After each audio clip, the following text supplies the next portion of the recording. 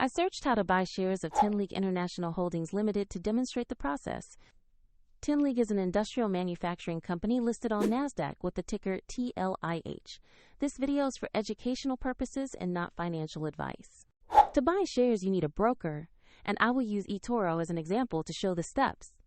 After registering, you will need to verify your account, usually with an identity document, and add funds before you can place an order.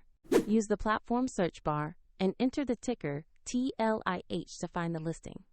Then select the matching Ten-League International Holdings Ltd result to open the asset page.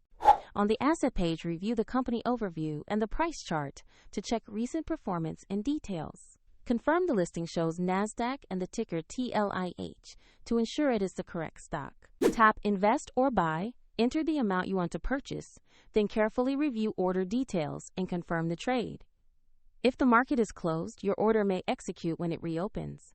And if there are insufficient funds, the platform will request you add money before final confirmation. After execution, the new position will appear in your portfolio where you can track it. For convenience, the eToro link is included in the description if you want to follow the same steps.